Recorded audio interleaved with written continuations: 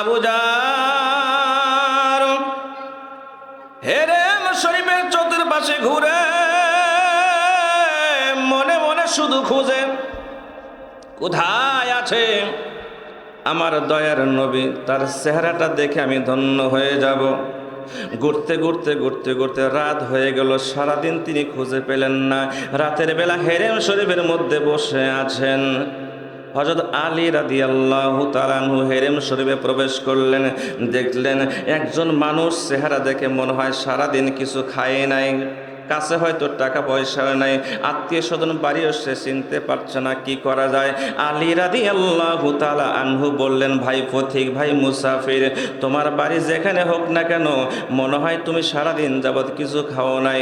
মেহেরবানি করে যদি তুমি আমার দাওয়াত গ্রহণ করো, আমার বাড়ির মধ্যে নিয়ে তোমাকে আমি মেহমানদারি করাবো। আবু জার মনে মনে আল্লাহ রাব্বুল আলামিনকে ডেকে ডেকে বলতেছেন, রব্বুল আলামিন, ও দয়ার আল্লাহ, দুনিয়াতে যাহার কেহ নাই, ওই বান্দার জন্য তুমি আল্লাহ তাআলা নিজে যথেষ্ট। জোরে বলেন সুবহানাল্লাহ।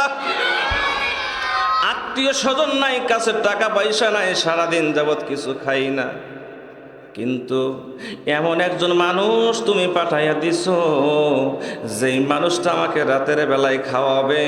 তুমি এমন এক দয়ার আল্লাহ, দুনিয়ার কোনো মানুষ তো দূরের কথা, একটা পশু পাখি কেউ তুমি না খাওয়াইয়া মারো না। জোরে বলেন ঠিক কিনা?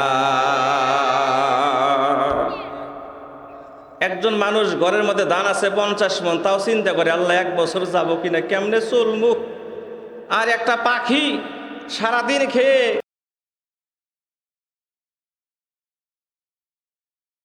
আবু জার হেরেম শরীফের চতুর্পাশে ঘুরে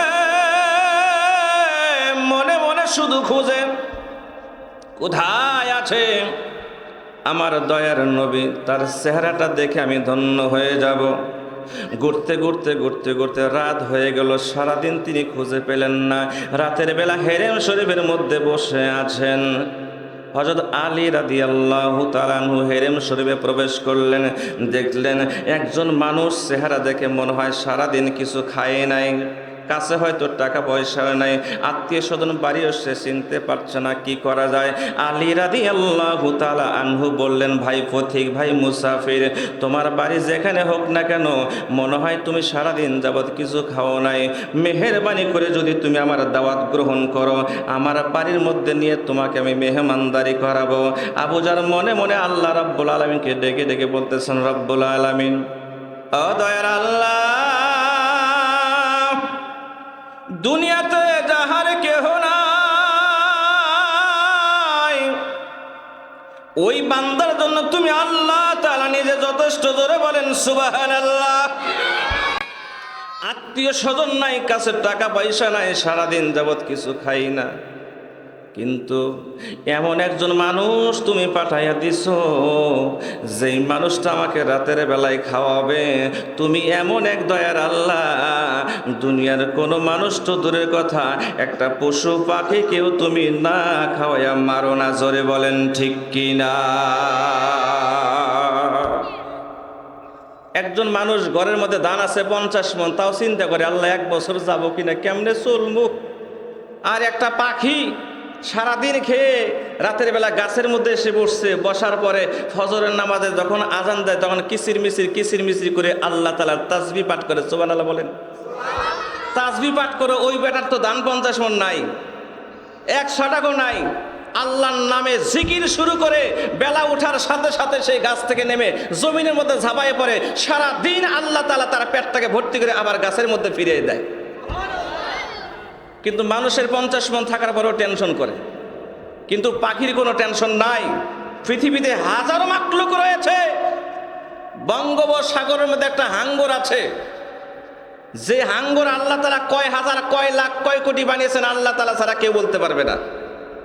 সে হাঙ্গর যদি তার বাচ্চাকে প্রতি বেলায় দুধ দেয়, হাঙ্গর মাছ কিন্তু বাচ্চাকে দুধ দেয় গরু ছাগলের মতো।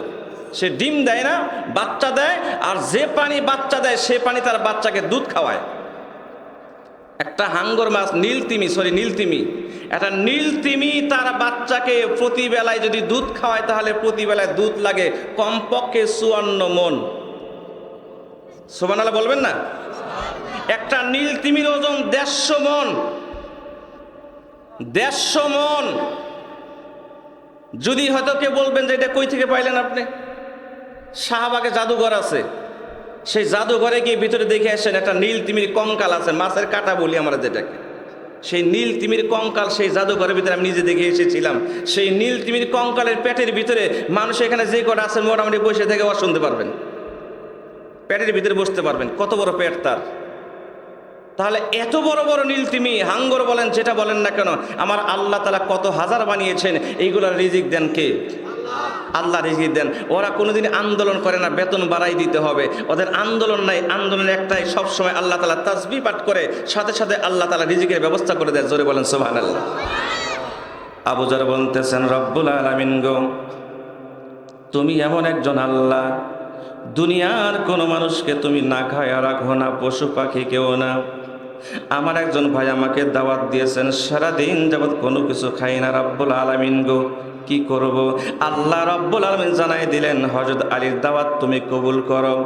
হযরত আবু জান আলীর বাড়িতে যাইয়া মেহমানদারি গ্রহণ করলেন, আবার হেরিম শরীফে চলে আসলেন। সারাদিন শুধু নবীকে খুঁজে পায় না। আলী রাদিয়াল্লাহু তাআলা আনহু একদিন নয়, 2 দিন নয়, 3 দিন পর্যন্ত এইভাবে আবু যরকে মেহমানদারি করলেন। মেহমানদারি করার পরে 3য় দিন যখন আবু যরকে খাবার দিয়েছেন, খাবার দেওয়ার পরে বলতেছেন, ভাই মুসাফির, কোথা থেকে এসেছো সেটাও জানি না, কি তোমার নাম সেটাও জানি না, কি জন্য এসেছো সেটাও জানি না। 3 দিন পর্যন্ত তোমাকে আমি মেহমানদারি করি, আমিও তোমাকে জিজ্ঞাসা করলাম না কি জন্য এসেছো, আর তুমিও আমাকে বললা না কি জন্য এসেছো। ভাই মুসাফির, আমাকে কি বলা যাবে কি না কি জন্য এসেছো? আবু যর গিফারি রাদিয়াল্লাহু তাআলা আনহু মনে মনে চিন্তা করতেছেন, মক্কার জমিনের যে অবস্থা, আমি আল্লাহর নবীকে খুঁজতে এসেছি, যদি এই লোকটার কাছে বলি হতে পারে আমার বিপদ হয়ে যাবে, আমার জীবন চলে যাবে। মনে মনে মনে মনে চিন্তা করতে করতে আবু যর চিন্তা করতে করতে সিদ্ধান্ত নিলেন, যেই ব্যক্তি 1 দিন নয়, 2 দিন নয়, 3 দিন পর্যন্ত আমাকে মেহমানদারি করলেন, যেই ব্যক্তি মানুষকে মেহমানদারি বেশি বেশি করা পছন্দ করে, এই মানুষকে দ্বারা জীবনে যৌবনে কোনোদিন কোনো মানুষের কোনো ক্ষতি হবে না। সুবহানাল্লাহ। সমাজের মধ্যে দেখবেন যেই মানুষগুলো মানুষকে বেশি সালাম দেয়, যেই মানুষগুলো মানুষকে বেশি মেহমানদারি করা পছন্দ করে, যেই মানুষগুলো মানুষের বেশি উপকার করা পছন্দ করে, যেই মানুষগুলো বেশি দান ছদ্ম করা পছন্দ করে, দেখবেন ওই মানুষগুলি জানা মতো কোনো মানুষের ক্ষতি করে না। কথা বলেন ঠিক কিনা? একটু পরীক্ষা করে দেখেন। আবু যর মনে মনে চিন্তা করতেছেন, যেই ব্যক্তি আমাকে 3 দিন পর্যন্ত দাওয়াত করে খাওয়ালেন, আমার বিশ্বাস এই ব্যক্তির দ্বারা আমার কোনো ক্ষতি হবে না। এবার আবু যর বলতেছেন, আমার নাম হলো আবু যর, গিফার বংশ থেকে এসেছি মক্কা নগরীতে নাকি আব্দুল্লাহর বেটা মোহাম্মদ নিজেকে নবী দাবি করেছে, আমি এসেছি সেই বেটা আসলে সত্য নবী না বন্ড নবী যাচাই করে দেখার জন্য। সুবহানাল্লাহ বলেন। সত্য নবী না বন্ড নবী সেটা যাচাই করে দেখার প্রয়োজন আছে। আবু যরের মতো কাফের এখনো মুসলমান হয় নাই। আর আপনি আমি মুসলমান হওয়ার পরে, বাবা মুসলমান, দাদা মুসলমান, আমি নিজে মুসলমান, কোরআন হাদিস কিছুটা হলেও বুঝি, বুঝার পরেও আমার পাশের বাড়ির এক পীরের মুরিদ হয়েছে, আমিও মুরিদ হবো, ভালো কথা, অসুবিধা কি? আমি নিজেও তো মুরিদ। অনেকে কয় সোলাইমান হুজুর শুধু পীরের বিরুদ্ধে ওয়াজ করে, কোশ্চিনকালে সঠিক কথা বলেন নাই। আমি নিজেও কোনো একজন পীরের মুরিদ। আমি বলতে চাই, আপনি যে পীরের মুরিদ হইলেন, আপনি কি একবার যাচাই করছেন সেটা আসলে হক্কানি পীর না বন্ড পীর? যাচাই করে দেখা দরকার নাই? কথা কয় না। আপনি পীরের নাম শোনার সাথে সাথে ছাগল নিয়ে গরু নিয়ে দৌড় মারলে, নিজের বাবা ঘরের মধ্যে সারা বছরের মধ্যে 1 কেজি গরুর গোস্ত কিনে বোনা করে বাবার জন্য দেন না, একটা দেশি মুরগি জবাই করে মার জন্য দেন না, 1000 টাকা দিয়ে ভালো একটা শাড়ি কিনে মার জন্য দেন না, 500 টাকা দিয়ে একটা লুঙ্গি কিনে বাবার জন্য ভালো একটা লুঙ্গি দেন না, আপনি বছর শেষে ছাগল নিয়ে পীরের দরবারে যান। জান্নাতে এত সোজা না। কথা কন ঠিক না? ওই যে আগেই কইছি, মনে মনে অনেকে কই দিয়েছেন এটা সোলাইমান হুজুর মাঝে মধ্যে খোঁজা মারবই। কথা কি মিথ্যা কথা বলছি? শোনে, আমি আপনাদের কাছে জানতে চাই, আমরা কার গোলাম? সবাই বলেন নাই। আল্লাহর নাম জোরে নিতে কষ্ট হয়। আমরা কার গোলাম? সবাই বলেন, জোরে বলেন, আমরা কার গোলাম? এখনো অনেকে আছেন জবানটা খুলেন নাই। আল্লাহ রাসূল বলেন, যখন কোনো মানুষ আল্লাহকে আল্লাহ বলে ডাক দেয়, মুখের মধ্যে ফাঁকা জায়গা সৃষ্টি হয় না? আল্লাহ তাআলা বলেন, আমি আল্লাহ তাআলা ওই জবানের ভিতরে ফাঁকা জায়গাটুকুতে আমি আল্লাহ তাআলা নূর দ্বারা ভরপুর করে দিই। আবারও বলি, আমরা কার গোলাম? আল্লাহর গোলাম। আমরা আল্লাহর গোলাম, কেবলমাত্র শুধুমাত্র এখানে ওয়াজ শোনার জন্য এসেছি। জোরে বলেন ঠিক কিনা? আপনারা এখানে যারা বসেছেন, আমার বিশ্বাস আপনারা অধিকাংশই বাড়ির মধ্যে যান নাই, আর যারা বাড়ির মধ্যে গেছে তারা এখানে নাই। কি বললাম বুঝছেন তো? কথাকে ঠিক বলেছি? কারণ যারা এটা করে এটা শোনে না, যারা খাইতে আসে তারা শুনতে আসে না, যারা শুনতে আসে তারা খাইতে যায় না। কথাকে ঠিক বললাম? তবে এইটাও বন্ধ করা দরকার, এই খাওয়া দাওয়া বন্ধ করা দরকার, মেলাও বন্ধ করা দরকার। এখানে শুধু আলোচনা হবে কোরআন থেকে, হাদিস থেকে। জোরে বলেন ঠিক কিনা? আমরা যারা এখানে বসেছি শুধুমাত্র কেবলমাত্র হেদায়েতের জন্য বসেছি। জোরে বলেন ঠিক কিনা? হেদায়েত আমার দরকার, আপনাদের দরকার আছে? কার কার হেদায়েত দরকার? দুইটি হাত উঁচু করে দেখেন, আল্লাহু আকবার বলেন। জোরে বলেন আল্লাহু আকবার। আরো জোরে বলেন আল্লাহু আকবার। হাত নামান। আমি আবার একটু পরীক্ষা করব, যার যার হেদায়েত দরকার, যার হেদায়েত যত বেশি দরকার সে তত একটু বেশি সামন দিকে আসে। দেখি কার হেদায়েত দরকার। যে নরে না মনে করেন ওর হেদায়েত দরকার নেই, যে নরে না মনে করেন হেদায়েত দরকার নেই, মাঝে মাঝে গাঞ্জাও খায়। অনেকে মনে মনে চিন্তা করে, এটা সোলাইমান হুজুর তো মাঝে মাঝে খোঁচা মারবই। হেদায়েত যার দরকার নাই সেই গাঁজা খায়, আর যে গাঁজা খায় তার হেদায়েত দরকার নাই। কথা বলেন ঠিক কিনা? আপনারা যারা আগায় আসলেন, আপনাদের কি ক্ষতি হয়েছে? গরম জায়গা লস হয়ে গেছে। এই তো আজকে শীত অত বেশি না, শীত কি অল্পই আছে না? আল্লাহ তাআলা আমাদের প্রত্যেককে হেদায়েত নিয়ে বাড়িতে যাওয়ার তৌফিক দান করে। জোরে বলেন আমিন। এখনো যারা বাইরে ঘোরাফেরা করছে ওদের হেদায়েত দরকার আছে কিনা? মেহেরবানি করে আপনাদের জন্য দোয়া করি, আপনাদেরকে আহ্বান করি, আপনাদেরকে শ্রদ্ধা করি, ভালোবাসি। মেহেরবানি করে এখনো যারা মেলার মধ্যে ঘোরাফেরা করছেন, আপনারা মেহেরবানি করে ওয়াজের প্যান্ডেলের ভিতরে ঢুকে পড়েন। আল্লাহ তাআলা আপনাদের আমাদের ঈমানের মধ্যে বরকত দান করবে। জোরে বলেন ঠিক কিনা? আল্লাহ কবুল করে। জোরে বলেন আমিন। আলহামদুলিল্লাহ, আলহামদুলিল্লাহি ওয়া কাফা وسلام على عباده الذين اصطفى أما بعد فقد قال الله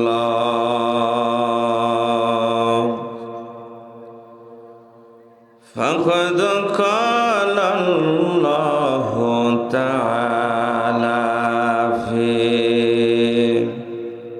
كلامه المجيد وفرقانه الحميد। সকলে বলেন আউযু বিল্লাহি মিনাশ শাইতানির রাজিম।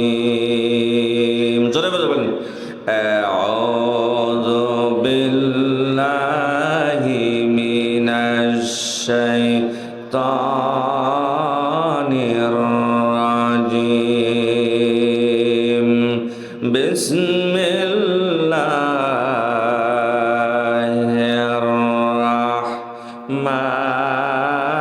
রাহমানির রাহিম। উদখুলু ফিস সিলমি কাফা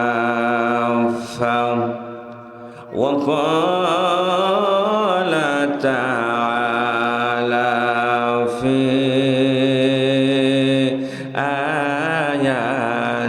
الأخرى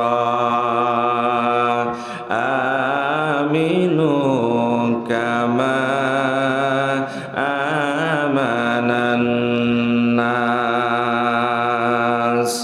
صدق الله العظيم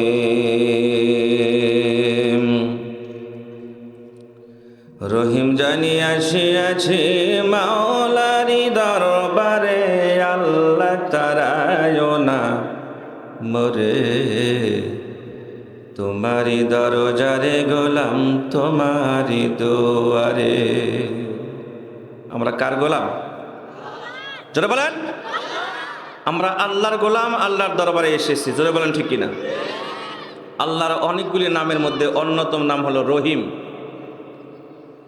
রহিম জানি আসিয়াছি মাওলারি দরবারে আল্লাহ তারায় না মরে তোমারি দরজারে গোলাম তোমারি দুয়ারে।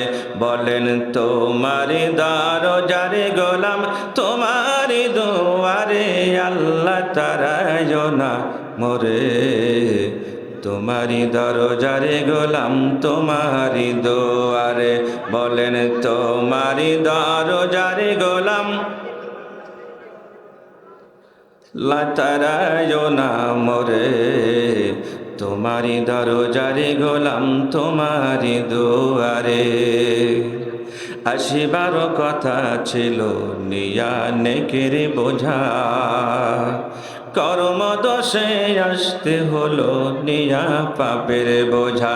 বলেন আসিবার কথা ছিল নিয়া নেকের বোঝা কর্ম দোষে আসতে হলো নিয়া পাপের বোঝা।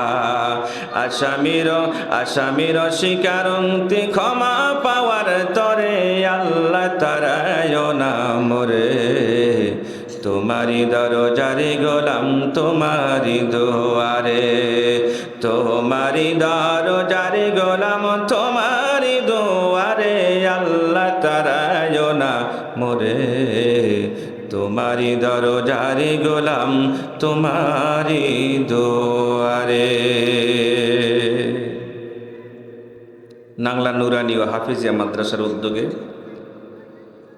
দ্বিতীয় বার্ষিকী ইসলামী মহাসম্মেলনের সম্মানিত প্রধান অতিথি, প্রধান মেহমান, প্রধান সহায়ক মেহমান, সবার মধ্যমণি, উদ্বোধক, পৃষ্ঠপোষক, প্রধান বক্তা, তৃতীয় বক্তা, চতুর্থ বক্তা, জাতির শ্রেষ্ঠ সন্তান দিগার ওলামায়ে কেরাম, আমার সামনে প্রবিষ্ট পবিত্র কোরআন এবং হাদিস থেকে দুই একটি কথা শোনার জন্য চাতক ও পাখি ন্যায় তাকিয়ে থাকা ধর্মপ্রাণ মুসলমান ভাই ও বন্ধুগণ, পর্দার আড়ালে মা ও বোনেরা, আল্লাহ তাআলার দরবারে অসংখ্য শুকরিয়া জ্ঞাপন করি যে মহান মনিব আপনাকে আমাকে এই কোরআনের মাহফিলে বসার জন্য তৌফিক দান করেছেন। আপনারা সকলেই খুশি না বেজার?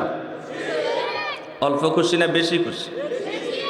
যে যত খুশি হয়েছেন আল্লাহকে ততটুকু খুশি করার জন্য অন্তরের অন্তঃস্থল থেকে জোরে সোরে সকলে একবার বলি আলহামদুলিল্লাহ। ছোটবেলা একটা কথা শুনতাম যে কোনো একজন ব্যক্তি বাজারে গিয়েছে ঘোড়া কেনার জন্য। যেদিন ওই লোকটা ঘোড়া কেনার জন্য বাজারে গিয়েছে সেদিন ঘোড়ার দাম একটু বেশি। অন্য লোকেরা বলতেছে ভাই ঘোড়া কিনবা? বলো হ্যাঁ ঘোড়া কিনবো। যেই টাকা দিয়ে ঘোড়া কিনবে সেই টাকা কি তোমার কামাই করা টাকা, না তোমার বাবার টাকা, না তোমার দাদার টাকা? বলতেছে আমারও না, আমার বাবারও না, আমার দাদা দিছে ঘোড়া কেনার জন্য। কয় তাহলে আছে ঘোড়া কিনতে পারবা কেন? কারণটা কি? কয় নিজের কামাই করার টাকার প্রতি যে মহব্বত, তার চাইতে বাবার টাকার প্রতি মহব্বত একটু কম। আর বাবার টাকার প্রতি মহব্বত যতটুকু, দাদার টাকার প্রতি মহব্বত আর একটু কম। কথা ঠিক কিনা? এই কথাটা আপনাদের কাছেই শোনা কথা। কথাটা এই জন্যই বললাম, দাদা মুসলমান, বাবা মুসলমান, সেই সূত্রে আমি 14 গোষ্ঠী মুসলমান হয়েছি। এই মুসলমানিত্ব আর সাহাবী আজমাইনেরা শত বাধা বিপত্তি উপেক্ষা করে তারা যে ইসলাম ধর্ম গ্রহণ করেছিলেন, যেই সময় কাফের ছাড়া, বেঈমান ছাড়া পৃথিবীতে কোনো ইমানদার ছিল না, মুসলমানিত্বের কথা প্রকাশ করার সাথে সাথে নির্যাতন শুরু হয়ে যেত। তাদের মুসলমানিত্ব আর আমাদের মুসলমানিত্বর মধ্যে পার্থক্য আছে কিনা? তারা ইসলামের মধ্যে পরিপূর্ণভাবে প্রবেশ করেছিল। তারা বলেছিল আমি ইসলাম ধর্ম গ্রহণ করেছি, এর জন্য আমার বাপদাদার সম্পত্তি ছেড়ে দিতে হবে, দিলাম, অসুবিধা নাই। দেশ ছাড়তে হবে, ছেড়ে দিলাম, কোনো অসুবিধা নাই। গায়ের জামালুঙ্গি ছেড়ে দিতে হবে, উলঙ্গ হয়ে যাব, তবু ইসলাম ছেড়ে দিব না। এটার নাম ছিল সাহাবী আজমাইনদের ঈমান। জোরে বলেন সুবহানাল্লাহ। আর আমাদের ঈমানের অবস্থা কি, যেটা বলার অপেক্ষা রাখে না। মুসলমান ঘরে জন্ম নিয়ে, বাবা মুসলমান, দাদা মুসলমান, নিজেও মুসলমান, আল্লাহর নবীর উম্মত দাবি করে। এই নবীর উম্মত দাবি করেনওয়ালা মানুষ, সেও নাকি বলে আমরা দেখাই না নামাজ পড়ি না, গোপন নামাজ পড়ি, বাতেনি নামাজ পড়ি, রাস্তাতে হাইটে যেতে বলে নামাজ পড়ে। এই কথা কি ওই সুগনাল কয়? জহরলাল বলে না মুসলমানের বাচ্চা বলে?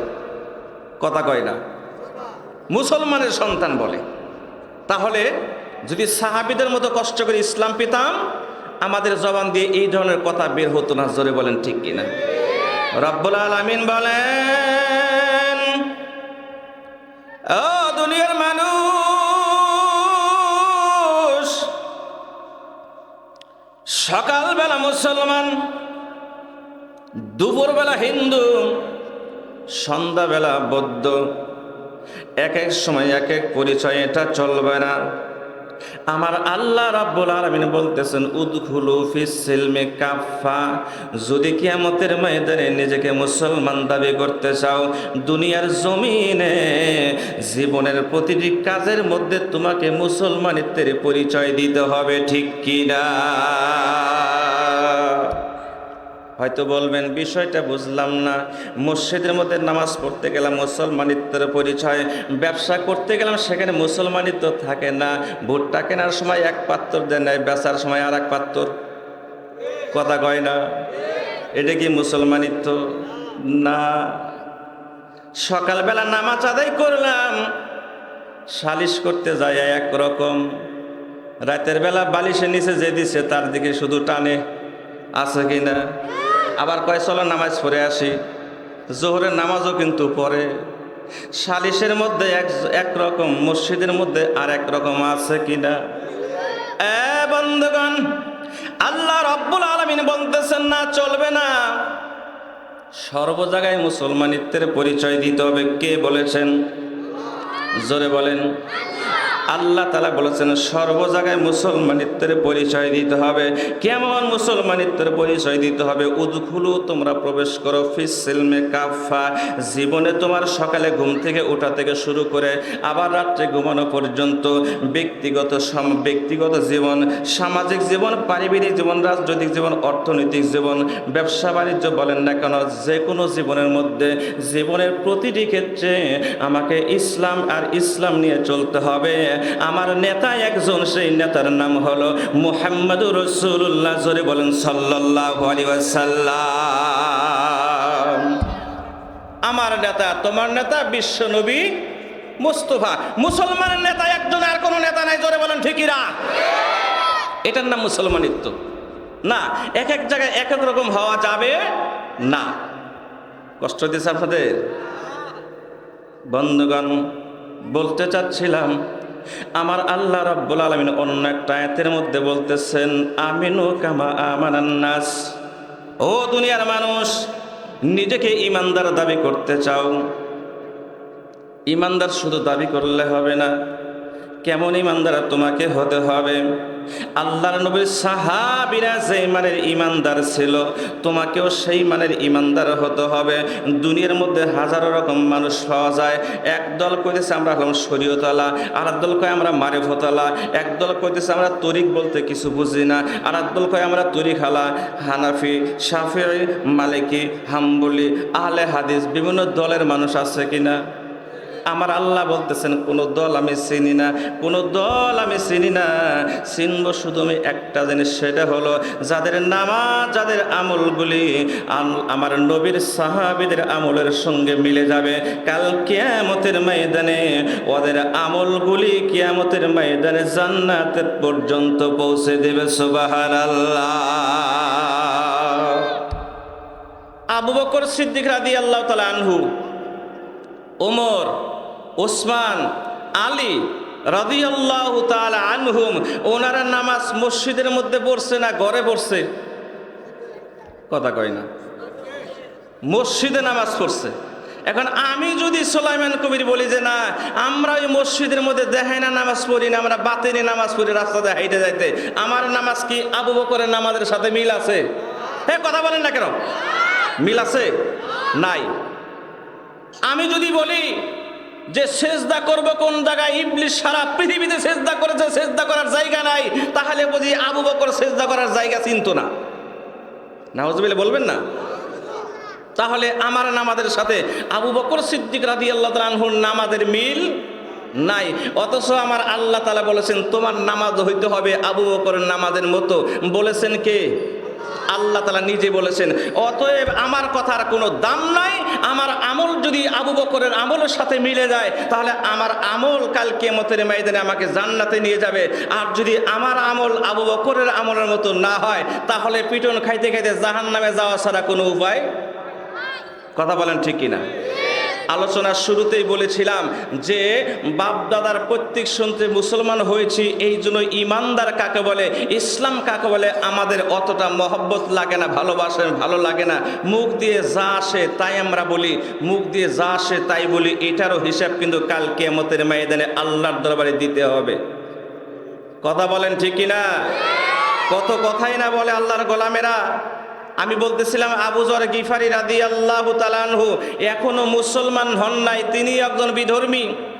উনি যখন শুনলেন মক্কার জমিনে আব্দুল্লাহর বেটা মোহাম্মদ নিজেকে নবী দাবি করেছে, মনে মনে চিন্তা করলেন যদি সে আসলে নবী হয়ে থাকে তাহলে আমাকে মুসলমান হওয়া দরকার। কিন্তু সমস্যা হলো আব্দুল্লাহর বেটা মোহাম্মদ নিজেকে নবী দাবি করেছে বুঝলাম, কিন্তু আসলে সে সত্য নবী না ভণ্ড নবী সেটাও তো যাচাই করে দেখার দরকার আছে। জোরে বলেন ঠিক কিনা? আবু যর গিফারি রাদিয়াল্লাহু তাআলা আনহু মনে মনে চিন্তা করলেন সত্য নবী না ভণ্ড নবী, যাচাই করে দেখার জন্য আমাকে মক্কার জমিনে যেতে হবে। আবু যর মক্কার জমিনে চলে গেলেন। যাওয়ার পর হেরেম শরীফের চতুর্পাশে ঘোরাফেরা করে, মনে মনে শুধু খুঁজে আব্দুল্লাহর বেটা মোহাম্মদ কোথায়। কিন্তু কাহাকে জিজ্ঞাসা করার মতো সেখানে পরিবেশ ছিল না, সুযোগ ছিল না। জিজ্ঞাসা করতে দেরি, নির্যাতন শুরু হতে দেরি হবে না। এরা পীরের দরবারে গরু নিয়ে যায়, ছাগল নিয়ে যায়, এদের অধিকাংশ নামাজ পড়ে না। জোরে বলেন ঠিক কিনা? এরা অধিকাংশ পিতা মাতার খেদমত করে না। জোরে বলেন ঠিক কিনা? তাদের জন্য আমি দোয়া করি আল্লাহ তাআলা হেদায়েত দান করে। জোরে বলেন আমিন। তবে আমি বলতেছি সারা পৃথিবীর মধ্যে যা কিছু আছে সমস্ত কিছু যদি এক পাল্লায় উঠাইয়া দেন আর শুধু আপনার মধ্যে যে ঈমান আছে এই ঈমানকে যদি এক পাল্লায় আপনি উঠাইয়া দেন, সারা পৃথিবীর চাইতে আপনার ঈমানের ওজন বেশি। আপনি এই ঈমান নিয়ে এমন এক পীরের দরবারে গেলেন, আগে বিড়িও খাইতেন এখন গাঞ্জা খান। কথা কয় না? আগে আপনি পর্দা করতেন এখন কয় এত পর্দা করে লাভ কি? আগে আপনি মাঝে মধ্যে নামাজ পড়তেন এখন আপনি কোন যে এত নামাজ পড়ে লাভ কি? তাহলে আপনার ঈমান বাড়ছে। কথা কয় না? বাড়ছে না কমছে? কমবে, এটাই স্বাভাবিক। কি জন্য আপনি পরীক্ষা করেন নাই? পরীক্ষা করার দরকার আছে কি না? পরীক্ষা করার দরকার আছে। আমি একটু উচিত কথা বলি তো, আগামীকাল সকালবেলায় দেখবেন একটু সমালোচনা হবে। সকালবেলা বিকেলবেলা 2-4-5 দিন 7 দিন 1 সপ্তাহ পর্যন্ত চলবে। এই জন্য আমার যায় আসে না, আমার সমালোচনা হবে। এখানে আমি মন খারাপ করি না। আল্লাহ রাসূলের পাথরে ঢালাইছে তাই আল্লাহ রাসূল মন খারাপ করে নাই। জোরে বলেন ঠিক কিনা? মারতে মারতে মাটিতে শোয়ায় ফেলেছে তাই তো মন খারাপ করেন নাই। আবার কইছে লা ইলাহা ইল্লাল্লাহ। জোরে বলেন সুবহানাল্লাহ। সম্মানিত উপস্থিতি, আবু যর বললেন, আসলে সত্য নবী না ভণ্ড নবী সেটা যাচাই করার জন্য আমি এসেছি। ভাই আলী, তুমি বলো তো দেখি, আব্দুল্লাহর বেটা যে মোহাম্মদ নিজেকে নবী দাবি করেছে, সে কি আসলে সত্য নবী না ভণ্ড নবী, সে কোথায় আছে আমাকে একটু খবর দেওয়া যাবে? তুমি কি জানো সে কোথায় আছে? আলী বলতেছে, আমার নবী কোথায় আছে আমি জানবো না? সুবহানাল্লাহ বলে। আলী কি মুসলমান হয় নাই? মুসলমান হয়ে গেছে। সেও গোপনে গোপনে ইসলাম পালন করতেছে, কারণ প্রকাশ করার সুযোগ। আলী রাদিয়াল্লাহু তাআলা আনহু বলতেছেন, ও ভাই আবু যর, কোথায় আছে আমার নবী? আমার নবী কোথায় সেটাকে আমি জানবো না? এটা হতেই পারে না, আমি অবশ্যই জানি। আবু যর গিফারি রাদিয়াল্লাহু তাআলা আনহু মুখের মধ্যে হাসি চলে এসেছে, বলতেছেন, ভাই আলী, কোথায় আছে তোমাদের নবী? আমাকে একটু নিয়ে যাও না, চাঁদ মুখখানা দেখবো। সুবহানাল্লাহ বলেন। নবীর চাঁদ মুখ দেখতে মনে চায় নাকি? কার কার দেখতে মনে চায়? হাত উঁচু করে দেখেন, নারায়ে তাকবীর। হাত নামান। অনেক হয়তো বলবেন, হুজুর বা সুলাইমান ভাই, নবী তো এখন দুনিয়াতে নাই, নবীরে দেখবো কেমনে? নবীকে ভালোবাসার মতো আমল করলে ওই মদিনার জমিন থেকে এসে খেরের মধ্যে নবী আপনার সাথে দেখা করে যাবে। সুবহানাল্লাহ বলেন। আমল করতে হবে, সম্পর্ক তৈরি করতে হবে। স্বপ্ন যোগে হলেও যে ব্যক্তি নবীকে একবার দেখতে পারবে, আল্লাহ রাসূল সাল্লাল্লাহু আলাইহি সাল্লাম বলেন, ওই ব্যক্তির জন্য আমার আল্লাহ তাআলা জাহান্নামের আগুন হারাম করে দিবেন। আলোচনার শেষে একটা আমল দিব, নবীকে স্বপ্ন দেখার একটু মনে করাই দিন যদি ভুলে যাই। যারা যারা নবীকে স্বপ্ন দেখতে চান তারা একটু মনে করাই দিন, একটা ছোট্ট আমল দিব। দুনিয়ার জমিনে আমলটা করতে থাকবেন, অবশ্যই একদিন আল্লাহর নবী মদিনার জমিন থেকে এসে আপনার ওই সনের ঘরের মধ্যে আপনার সাথে স্বপ্ন যোগে দেখা করবে। সুবহানাল্লাহ বলেন। আবু যর আলী রাদিয়াল্লাহু তাআলা আনহুকে বলতেছেন, এ ভাই আলী, কোথায় আছে নবী? আমাকে একটু নিয়ে যাও। আলী বলতেছেন, নিয়ে যাব। কতগুলো শর্ত আছে। শর্ত নাম্বার 1। কত নম্বর শর্ত? 1 নাম্বার শর্ত। সেই শর্তটা কি? শর্ত হলো, আমার বাড়ি থেকে আল্লাহ রাসূল যে ঘরের মধ্যে আছে, যে বাড়িতে আছে, সেই পর্যন্ত তোমাকে আমি নিয়ে যাব। যদি তুমি আমার সাথে সাথে যাও, কাফের বেঈমানেরা বুঝতে পারবে আলীও মুসলমান, তুমিও মুসলমান, মারি কিন্তু একটাও পাটিতে পড়বে না, নির্যাতন শুরু হয়ে যাবে। অতএব আমি আগে আগে যাব, তুমি আমার পিছনে পিছনে যাইবা, আমার বেশি কাছে থাকবা না, দূরত্ব বজায় রাখবা। 1 নাম্বার শর্ত। 2 নম্বর শর্ত, রাস্তার মধ্যে যাইতে যাইতে যাইতে যাইতে যদি কোনো বিপদ আমি লক্ষ্য করতে পারি, আমার পায়ের স্যান্ডেল ছিঁড়ে গেছে, স্যান্ডেল ঠিক করার বান করে রাস্তার মধ্যে দাঁড়াইয়া যাব। যদি তুমি যাইয়া আমার কাছে দাঁড়াও, তাহলে কিন্তু পিডন একটা মাটিতে পড়বো না, আমি বসে পড়বো, কিন্তু তুমি যাইতে থাকবা। মানুষের যেন মনে করে ওই ব্যক্তি আলীর সাথে আবু যরের কোনো সম্পর্ক নাই। আবু যর বলতেছে 2 নম্বর শর্ত আমি মেনে নিলাম। এবার আলী বলতেছেন 3 নম্বর শর্ত হলো, যেই বাড়ির মধ্যে আল্লাহ রাসূল বসে বসে সাহাবীদেরকে কোরআন শিক্ষা দিচ্ছেন, ওই বাড়ির কাছে যাইয়া তোমাকে আমি বলবো এই বাড়ির মধ্যে নবী আছে, তা বলা যাবে না। কি করবেন? আমার হাতের মধ্যে কিছু পাথর থাকবে, ওই পাথরগুলি যেদিকে ঢিল মারবো তুমি মনে করবা সেদিকে আমার দয়াল নবী রয়েছে। আবু যর বলতেছেন, আপনার সমস্ত শর্তগুলি আমি মেনে নিলাম। আবু যর আলী আগে আগে যায়, আবু যর গিফারি পিছনে পিছনে যায়। যাইতে যাইতে যাইতে যাইতে কিছু দূর যাওয়ার পর আলী রাদিয়াল্লাহু তাআলা আনহু হাতের মধ্যে কিছু ছোট ছোট পাথর ছিল, ওই পাথরগুলি যেদিকে ছুঁড়ে মারলেন, আবু যর গিফারি মনে মনে চিন্তা করলেন, বুঝতে পারলেন এই দিকে বুঝি আমার মাসুক বসে আছে। জোরে বলেন সুবহানাল্লাহ। আবু যর সেই দিকে গেলেন, যাওয়ার কিছুক্ষণ পর দিলেন একটা ছোট্ট একটা কুঁড়ে ঘর দেখা যায়। কুঁড়ে ঘরের দরজার কাছে যাইয়া আস্তে আস্তে টোকা দেওয়ার পরে ঘরের দরজাটা যখন খুলে দেওয়া হলো, আবু যর গিফারি বলতেছেন, ওই ঘরের মধ্যে তাকাইয়া দেখলাম এত সুন্দর একটা মানুষ ঘরের মধ্যে বসে আছে। এত সুন্দর মানুষ আমি আবু যর জীবনেও কোনোদিন চোখে দেখি নাই। জোরে বলেন সুবহানাল্লাহ। সৃষ্টির সেরা তুমি, এ বুকের রচনা তুমি, তুমি নাম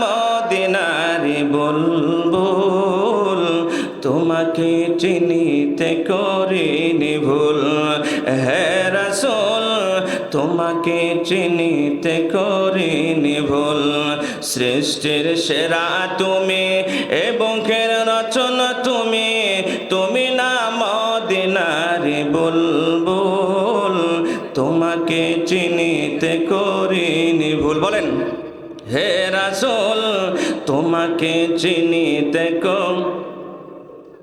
নিজে না খেয়ে তুমি অপরকে খাওয়াছ, ক্ষুধারি জ্বালাই তুমি পেটে পাথর বেঁধেছ, পেটে পাথর বেঁধেছ।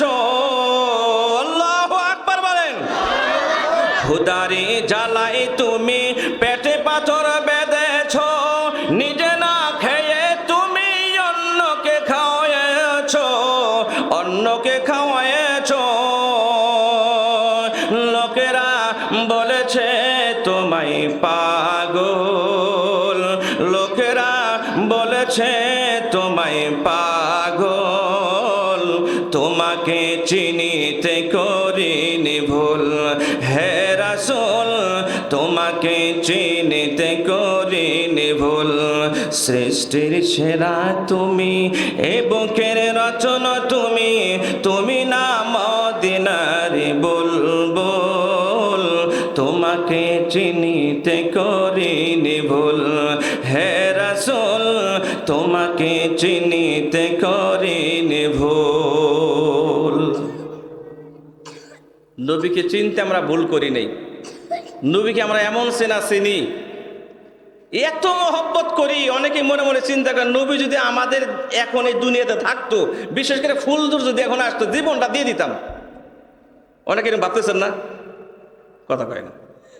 অনেকে ভাবতেছেন, কিন্তু এখন যদি বলি আল্লাহ রাসূল বলছেন যে আমার জন্য তোমার জীবন দেওয়ার দরকার নাই। যেই ব্যক্তি প্রতিদিন ক্লিং শেভ করে, ক্লিং শেভ করে, বুঝেন না, দাড়ি শেভ করে না, যেই ব্যক্তি দাড়ির মধ্যে খুর লাগাইলো সেই জন্য আমার কলিজার মধ্যে খুর লাগাইলো। ওইবার আমার নিজের জীবন দিব নাকি? কথা কয় না। যেই ব্যক্তি দাড়ির মধ্যে খুর লাগায় সেই জন্য আমার কলিজার মধ্যে কি করলো? আঘাত করলো।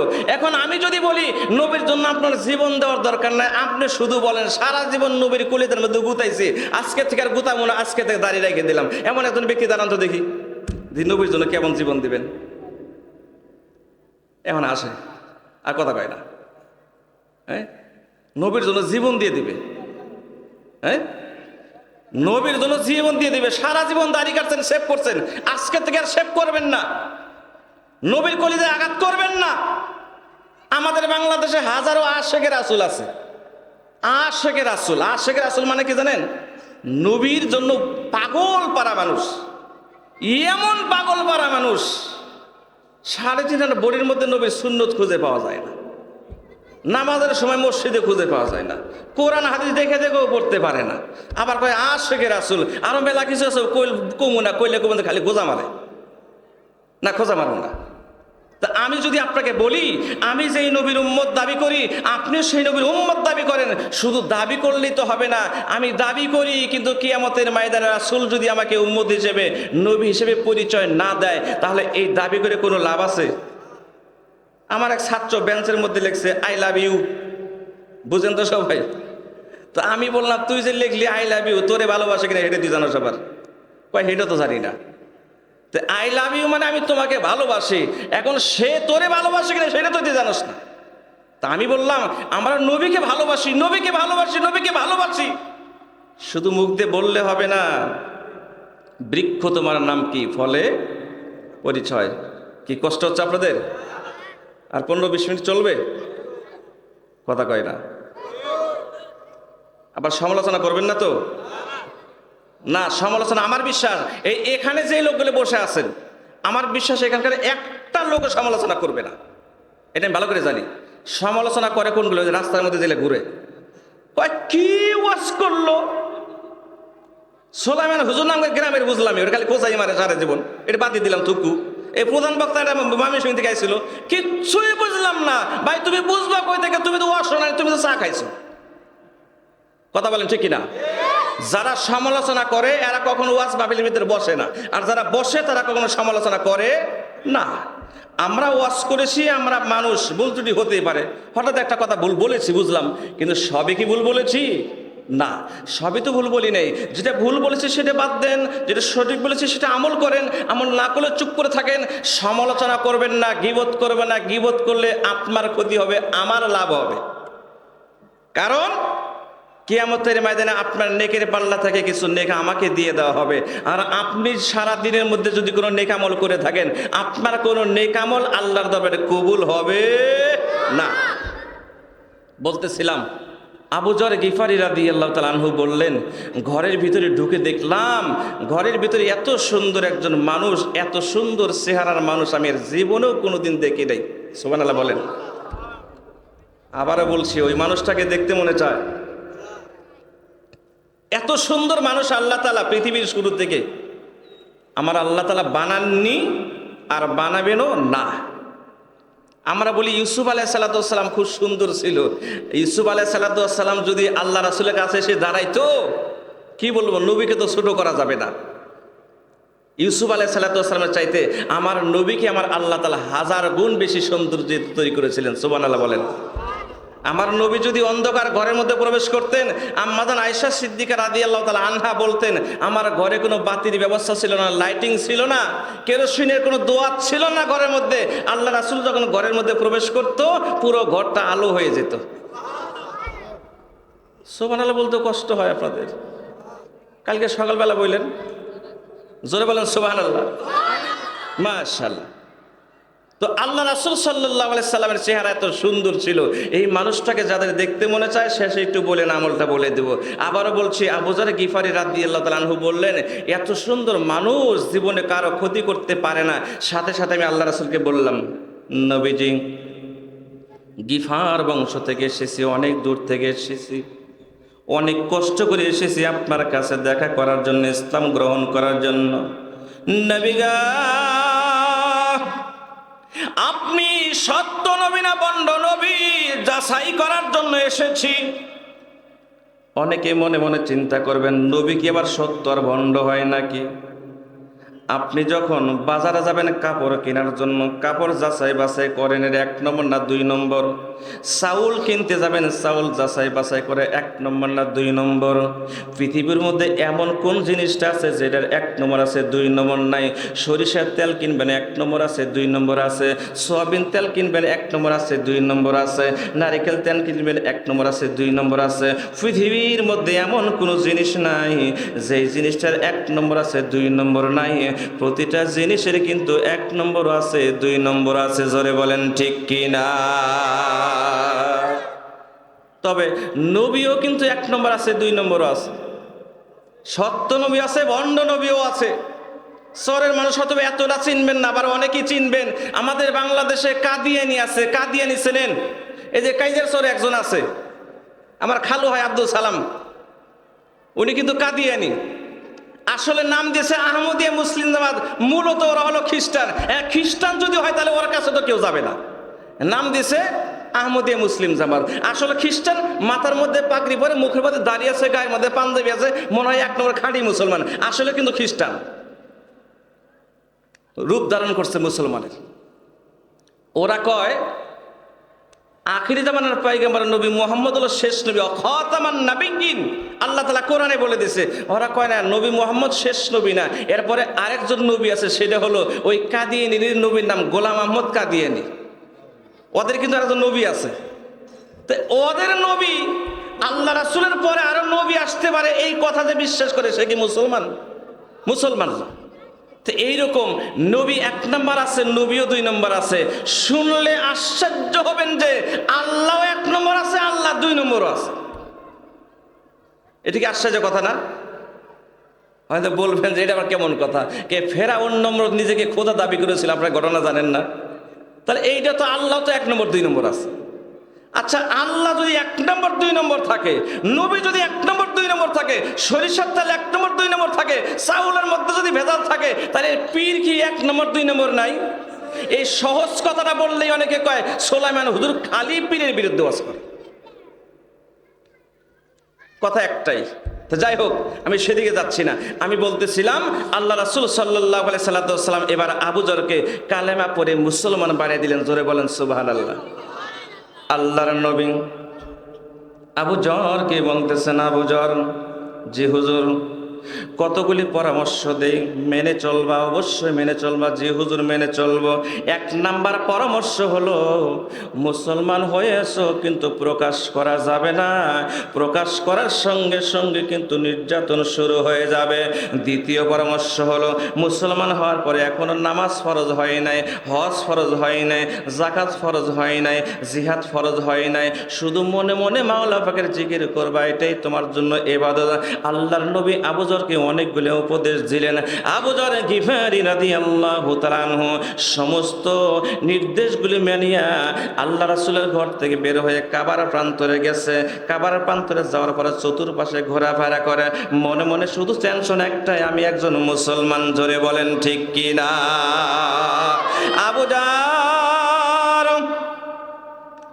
মনে মনে চিন্তা করতেছে, মুসলমান হয়েছি, প্রকাশ করা যাবে না, আমার তো আর সহ্য হয় না, প্রকাশ করে দিব। কিন্তু সমস্যা একটা, আল্লাহ রাসূল নিষেধ করেছেন, জীবন যায় যাবে, কিন্তু আল্লাহ রাসূল যেহেতু নিষেধ করেছে প্রকাশ করা যাবে না, নবীর নির্দেশ অমান্য করলে মুসলমানিত্ব থাকে না। এই জন্য মুসলমানিত্ব বুকের মধ্যে চেপে ধরে কাবা শরীফের আশপাশে ঘোরাফেরা করে, হেরেম শরীফের আশেপাশে ঘোরাফেরা করে। ঘোরাফেরা করতে করতে করতে করতে করতে করতে আবু যর গিফারি রাদিয়াল্লাহু তাআলা আনহুর অন্তরের মধ্যে আমার আল্লাহ রাব্বুল আলামিন ঈমানকে এতটুকু শক্তিশালী করে দিয়েছেন, হঠাৎ করে আবু যর মুসলমানিত্ব প্রকাশ করেছে। সুবহানাল্লাহ। কেমন করে প্রকাশ করেছে? যারা তাবলিগে গিয়েছেন, 3 দিনে হোক, 1 চিল্লাই হোক, তাবলিগে যাওয়ার পরে আমির সাহেব দায়িত্ব দেয় একজনকে, যে খেদমতের সাথী আপনারা 3 জন, বাদ মাগরিব 6 নম্বর বয়ান করবেন একজন, বা মাগরিবের পরে এলান দিবেন একজন, বা আসরের পরে এলান দিবেন একজন। যতগুলি কাজের দায়িত্ব দেয়, সবচাইতে কঠিন কাজ হলো এলান দেওয়া। যারা তাবলিগে গিয়েছেন, কথা বলবো কিন্তু উল্টাপাল্টা হয়ে যায়। বাকি নামাজ বাদ, জামাত গাছতে যাবে, মসজিদে ইমানে কিনের কথা হবে, বসলে বহুত ফায়দা হবে, কথা তো এইটুকুই। কিন্তু বলা কিন্তু এত সোজা না। সালাম ফিরানোর সাথে সাথে এইটুকু কথা অনেক শিক্ষিত মানুষ উল্টাপাল্টা করে ফেলে। এখন এক মূর্খ মানুষ জীবনে তাবলিগে যায় নাই, জীবনে নামাজ পড়ে নাই, আমির সাহেব দায়িত্ব দিছে, ভাই আজকে আসরের নামাজ পড়ে আপনি এলান দিবেন। এখন ওই বেটা যখন থেকে আমির সাহেব দায়িত্ব দিছে তখন থেকে শুধু মুখস্থ করে, বাকি নামাজ বাদ, জামাত গাছতে যাবে, মসজিদে ইমানে কিনে কথা হবে, বসলে বহুত ফায়দা হবে। ওই কথা তার একটাই, বারবার বলতেছে। বলতে বলতে বলতে বলতে এখান তো আসরের ফরজ নামাজ শুরু হয়ে গেছে। এখন ইমাম সাহেব নামাজ পড়া, ওই বেটা শুধু রুকুতে যায়, সিজদাতে যায়, কিন্তু মনে মনে চিন্তা ওই একটাই, বাকি নামাজ বাদ, জামাত গাছতে যাবে, মসজিদে ইমানে কিনে কথা হবে। এরপরে কি কথা কয় না? এরপরে কি? হ্যাঁ, এরপরে কি? বসলে অনেক ফায়দা হবে। মনে মনে টেনশন কিন্তু একটাই। ওই যে গ্রামে মানুষ একটা কথা বলে, যার মনে যা উঠলে ওঠে তা। বলেন এরকম? বলতে বলতে ওটা তো বলতেছে মনে মনে, আর নামাজ পড়তেছে মনে মনে, পড়তে পড়তে পড়তে হঠাৎ করে রুকুর মধ্যে যায় এক হয়, বাকি নামাজ বাদ, জামাত গাছতে যাবে, মসজিদে ইমানে কিনে কথা হবে, বসলে অনেক ফায়দা হবে। রুকুর মধ্যে বলে ফেলেছে। আসলে কি সে ইচ্ছা করে বলছে? কথা কেন? ইচ্ছা করে বলছে? ইচ্ছা করে বলে না, হঠাৎ করে ভিতরে যেটা ছিল সেটা মুখ দিয়ে প্রকাশ পেয়েছে। আবু যর গিফারি রাদিয়াল্লাহু তাআলা আনহু কাবা শরীফের চতুর্পাশে ঘোরাফেরা করতে করতে করতে করতে অন্তরের মধ্যে কালেমার শক্তিটা, কালেমার ইমানটা এত শক্তিশালী হয়েছিল, কালেমার ইমান এত শক্তিশালী হয়েছিল, চিন্তা করতেছে করতে করতে করতে চতুর্পাশে ঘোরাফেরা করতে করতে হঠাৎ করে আবু যর গিফারি রাদিয়াল্লাহু তাআলা আনহু বলতেছেন, আশহাদু আল্লা ইলাহা ইল্লাল্লাহু ওয়াহদাহু লা শারীকা লাহু। জোরে বলেন আল্লাহু আকবার। আবু যর হঠাৎ করে যখন কালেমা শাহাদাত সমস্ত মানুষের সামনে চিৎকার দিয়ে বলে ফেলেছে, ইচ্ছা করে বলে নাই, হঠাৎ করে অনিচ্ছায় হয়ে গেছে, কারণ ঈমান বড় শক্তিশালী হয়ে গেছে। আশেপাশে যত কাফের ছিল, বেঈমানেরা ছিল, দৌড়ায় আসছে, কে মুসলমান কই থেকে আসলো। চতুর্পাশ থেকে দৌড়ায় আসার পরে শত শত মানুষ আবু যরের গায়ের মধ্যে আঘাত করতেছে, আঘাত করতেছে। আবু যর গিফারি রাদিয়াল্লাহু তাআলা আনহু মার খেতে খেতে হঠাৎ করে মাটির মধ্যে লুটাইয়া পড়ছে। লুটাইয়া পড়ার পরে জ্ঞান হারিয়ে ফেলছে। কাছে দাঁড়ানো ছিল হযরত আব্দুল্লাহ ইবনে আব্বাস রাদিয়াল্লাহু তাআলা আনহু, তিনিও মুসলমান হয়েছেন কিন্তু প্রকাশ করছেন না, মনে মনে চিন্তা করছেন একজন মুসলমান আমার চোখের সামনে মার খাচ্ছে, এইভাবে যদি মার খেতে থাকে, যেভাবে কাফেরেরা মারতেছে, মারতে মারতে মারতে মারতে তাকে মেরেই ফেলবে। মুসলমানিত্ব থাকলে সেই ব্যক্তি মুসলমানিত্ব প্রকাশ করবে, এটাই স্বাভাবিক। কিন্তু কাফের বেঈমানদের মধ্যে মুসলমান মারা যাবে, একটা কুকুর মারলে বিচার হয় কিন্তু মুসলমান মারলে বিচার হয় না, ঠিক কিনা? গত কয়েকদিন আগে ফেসবুকে ঝড় উঠেছিল, এক মহিলা কুকুরের বাচ্চাকে বস্তার মধ্যে উঠায় পানির মধ্যে ফেলে দিয়ে হত্যা করছে। কাজটা ঠিক করে নাই, শরীয়তে এটাকে জায়েজ বলে নাই, এটা ঠিক করে, এবার মারা ঠিক হয় না। বুঝলাম হলুদ মিডিয়া, এই মিডিয়াগুলি এই কুকুরের বাচ্চাকে হত্যা করাকে কেন্দ্র করে যে ঝড় উঠাইছে, আমি সেখানে কমেন্টে লিখেছিলাম কুকুরকে হত্যা করা ঠিক হয় নাই, কুকুরেরও সঠিকভাবে বেঁচে থাকার অধিকার আছে। কিন্তু এই হলুদ মিডিয়াগুলো এই কুকুর হত্যাকে কেন্দ্র করে যেভাবে ঝড় তুলেছে, বাংলাদেশে 50টা মানুষ মারা গেলেও এতটুকু ঝড় ওঠে না। ফিলিস্তিনে হাজার হাজার মানুষ মারা যাচ্ছে, বিশ্বের বড় বড় মিডিয়াগুলো চুপচাপ বসে আছে, খালি কয় নিন্দা জানাই, নিন্দা জানাই, নিন্দাই জানাই শুধু, কিন্তু কোনো ঝড় নাই। পিপিলিকার মতো মানুষ হত্যা করা হচ্ছে। এটাও কিয়ামতের আলামত। সেটা হলো কিয়ামতের আলামত হলো মূল্যবান জিনিসের মূল্য কমে যাবে, মূল্যহীন জিনিসের মূল্য বেড়ে যাবে। যেমন 1 বিঘে জমির দাম আজ থেকে 10 বছর আগে ছিল 1 লাখ টাকা, এখন হয়ে গেছে 20 লাখ টাকা।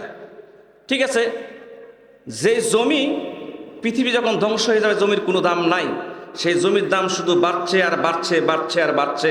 অথচ সারা পৃথিবীর মধ্যে আল্লাহ তাআলা সর্বশ্রেষ্ঠ সৃষ্টি হলো মানুষ।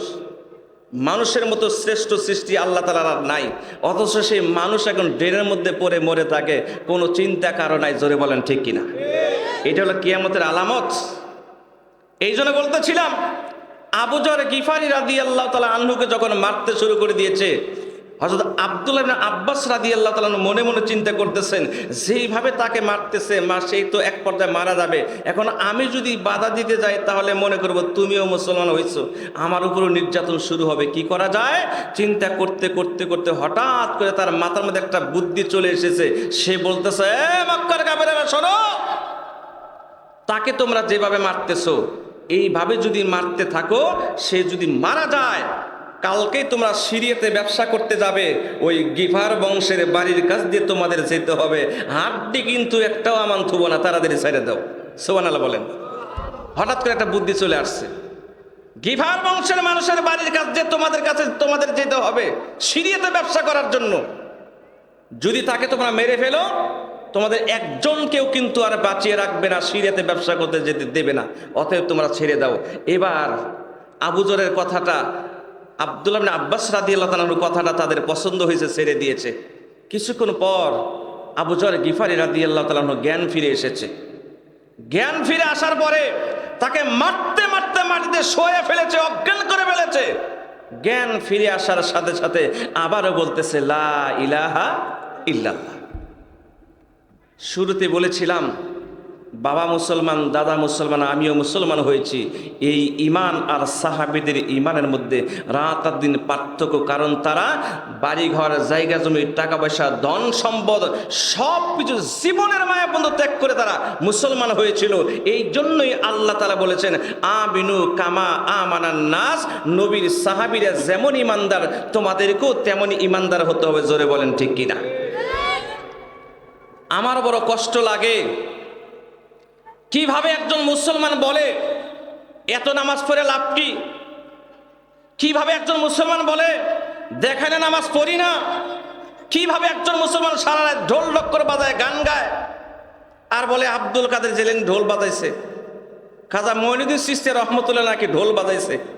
বড় আফসোস লাগে, আবু বকর সিদ্দিক রাদিয়াল্লাহু তাআলা আনহুকে কোনো একজন ব্যক্তি সামান্য একটু দুধ হাদিয়ে দিয়েছেন, হাদিয়া। হযরত ওমর রাদিয়াল্লাহু তাআলা আনহু, ওমর রাদিয়াল্লাহু তাআলা সেই দুধটুকু খেয়ে ফেলেছেন। খাওয়ার পরে বলতেছেন, তুমি যে আমাকে দুধটুকু হাদিয়া দিলা, এই দুধটুকু তুমি কোথায় পাইছো? কয়, হুজুর খান, অসুবিধা নেই, অসুবিধা নেই। আরে অসুবিধা নেই বুঝলাম, তুমি পাইছো কোথায় সেটা বলো। আমি তো দুধ খেয়ে ফেলেছি, তুমি কোথায় পাইছো আমাকে একটু বলো। ওই লোকটা বলতেছে, হুজুর আমি তো একটা গরিব মানুষ, ওই যে সরকারি যে কিছু সম্পদ থাকে বাইতুল মালে, ওখান থেকে গরিব মানুষকে কিছু সদ্গা দেয়, তো আমি একটা গরিব মানুষ হিসেবে ওই সরকারি কাছ থেকে একটু দুধ পেয়েছিলাম, একটু সরকারি দুধ পেয়েছিলাম, গরিব মানুষ আমি, তো সেই দুধটুকু আমি নিজে না খেয়ে আপনাকে হাদিয়ে দিয়েছি। মনে মনে চিন্তা করলাম, আমিরুল মুমিনিনকে তো কোনো কিছু দিতে পারি না, আজকে একটু দুধ ওনাকে আমি দিব, এই জন্য হুজুর আপনাকে দিয়েছি। ওমর রাদিয়াল্লাহু তাআলা আনহু বলতেছেন, তুমি আমাকে ধ্বংস করে ফেলেছো। হুজুর ধ্বংস করলাম কেমনে? আমি সদকা পেয়েছি, দুধের মালিক তো আমি হয়েছি, এখন আমি আপনাকে দান করেছি। ওমর রাদিয়াল্লাহু তাআলা আনহু বলতেছেন, ভাই তুমি আমাকে ধ্বংস করেছো কেন? আমার পেটের ভিতরে সরকারি দুধ ঢুকছে, সরকারি দুধ। এই অবস্থায় যদি আমার মৃত্যু হয়ে যায়, আর এই অবস্থায় যদি আল্লাহর দরবারে আমি দাঁড়াই, আল্লাহ যদি আমারে বলে, ওমর জি তোর পেটের মধ্যে সরকারি দুধ দেখা যায়, সুবহানাল্লাহ বলবেন না? তোর পেটের মধ্যে সরকারি দুধ দেখা যায়, আমার এত বড় সাহস নাই যে আল্লাহর কাছে বলবো, আল্লাহ এটা আমি চুরি করি নাই, এটা সরকারি সম্পদ আমি খাই নাই, এটা আমাকে হাতিয়ে দিয়েছে, এত যুক্তি দেওয়ার সাহস আমার নাই, সুবহানাল্লাহ বলেন। অতএব সরকারি দুধ আমার পেটের ভিতরে ঢুকেছে। ওমর রাদিয়াল্লাহু তাআলার সাথে সাথে অনেকগুলি পানি খেলেন। পানি খাওয়ার পরে সেই দুধগুলি পেটের ভিতর থেকে বমি করে বের করার পরে তিনি বললেন, এখন আমি বাঁচলাম। আর এই হাদিস যদি, এই ঘটনা যদি বাংলাদেশের নেতাদেরকে শোনানো যায়, অনেকে মনে মনে বলবে যে ওমরের মতো তো আমরা হতে চাই না, ওমরের মতো আমরা হতে চাই না, হতে হবে, না হলে কিন্তু উপায় নাই। জোরে বলেন ঠিক কিনা?